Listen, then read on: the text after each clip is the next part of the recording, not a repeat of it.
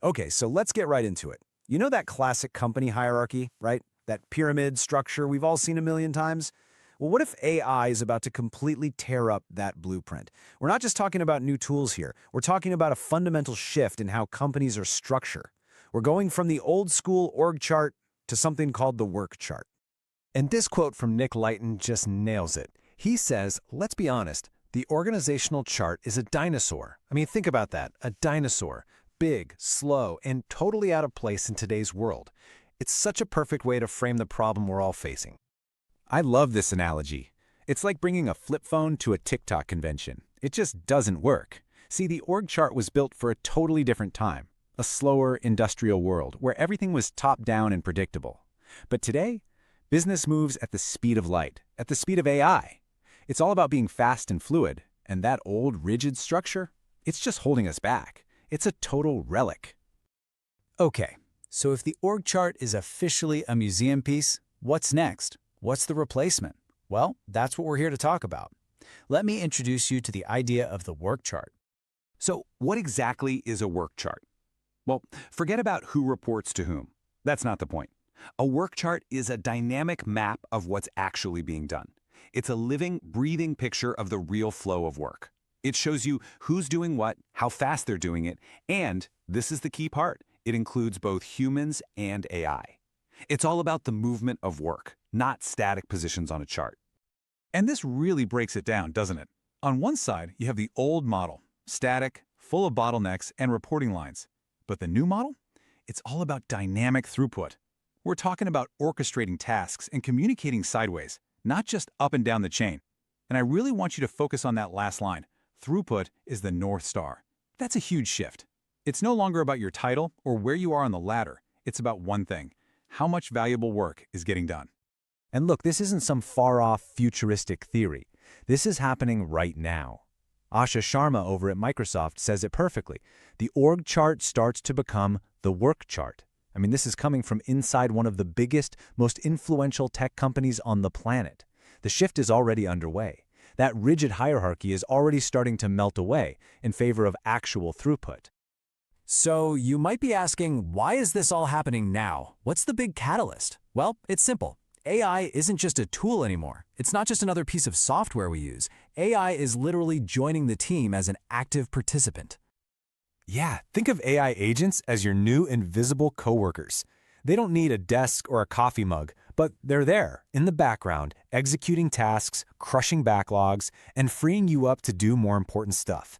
And this completely changes how we communicate, right? You stop worrying about going up the chain for approval, and you start thinking outward to whoever or whatever can help you get the task done the fastest.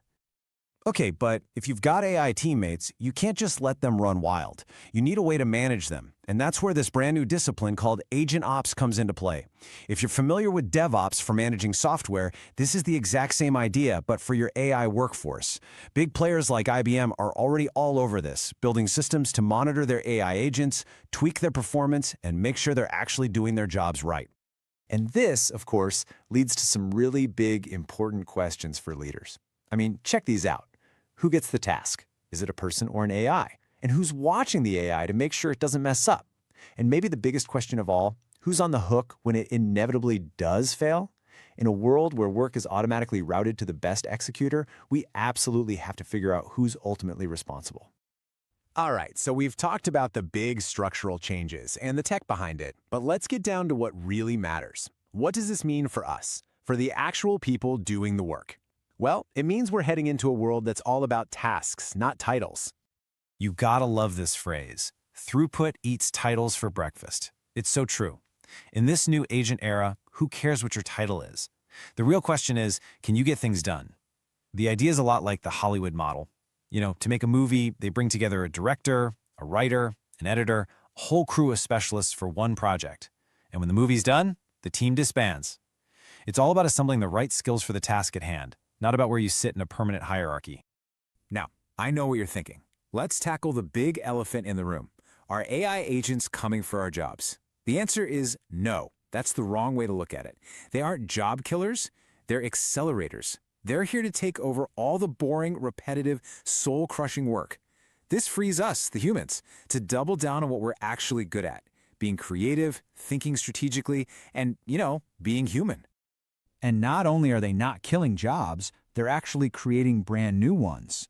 Just look at these roles that are starting to pop up. An agent strategist, someone whose whole job is figuring out the best place to use AI. Or a workflow orchestrator, basically the conductor of a team of both humans and AI. These aren't sci-fi jobs. They are emerging as we speak. We've seen this movie before. Think back to when the spreadsheet came out. Everyone freaked out thinking accountants were going to be obsolete. But what actually happened? The spreadsheet got rid of the boring manual calculations and turned accountants into high-level strategic advisors. It gave them superpowers. And that is exactly what AI is about to do for so many of us today. Okay, I get it. This is a lot to take in, and it can feel pretty overwhelming. So the big question is, what do I do now? How do you actually start this shift? Well, let's get practical. Our final section is all about your next move, a simple, actionable playbook. It really boils down to 4 straightforward steps. Step 1, forget the org chart. Map out how work really gets done in your company. Step 2, find the bottlenecks. Look for those high-volume, repetitive tasks that are just begging for an AI agent to take them over. Step 3, you've got to build the systems to manage them, your agent ops. You need to be able to monitor and measure what your AI is doing. And finally, step 4, and this is maybe the most crucial one, train your people. They need to learn how to manage and orchestrate this new human plus AI workforce. And at the end of the day, that's what this is all about, opportunity. This isn't something we should be afraid of. For the leaders and the companies that are smart enough to lean into this change, it's not just about surviving the AI wave. It's about getting on the surfboard and riding it to a whole new level of innovation and efficiency. So, I'm going to leave you with one last thought, and it's a bit of a challenge. Look around your own company. Is your org chart a living, breathing thing that shows how work actually flows? Or is it just a pretty picture in a frame, hanging on the wall? Because let's be real, in this new era of AI, one of those is a company built for the future, and the other is basically a museum.